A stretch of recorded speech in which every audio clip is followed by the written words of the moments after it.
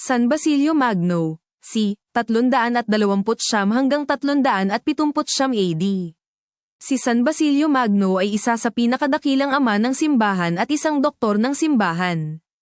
Kabilang siya sa mga ama ng Cappadocia, kasama sina San Gregorio ng Nazianzo at San Gregorio ng Nisa. Maagang buhay. Ipinanganak si San Basilio sa Caesarea, Cappadocia, sa kasalukuyang Turkey, sa isang pamilyang kilala sa Kabanalan.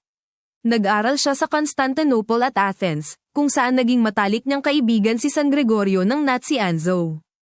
Obispo at tagapagtanggol ng pananampalataya.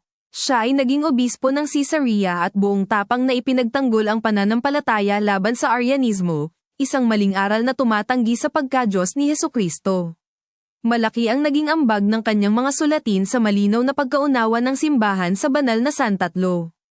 Monastisismo. Si San Basilio Magno ay kinikilalang ama ng monastisismo sa silangan.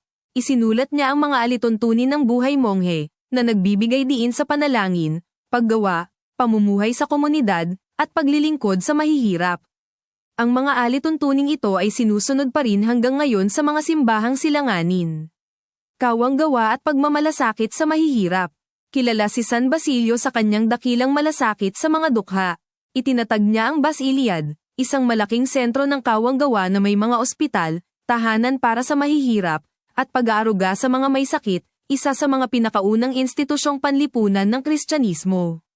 Mga akda, kabilang sa kanyang mahahalagang sulatin ang tungkol sa banal na espiritu, Hexaemeron, mga homilya tungkol sa 6 na araw ng paglikha, mga alituntunin sa buhay manastiko at maraming liham, kamatayan at kapistahan. Pumanaw si San Basilio noong 379 AD araw ng kapistahan, 2 ng Enero, simbahang Katolika, kasama ni San Gregorio ng Nazianzo.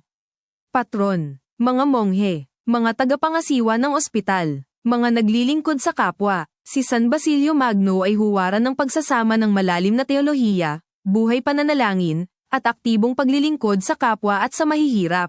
Subscribe, like, share.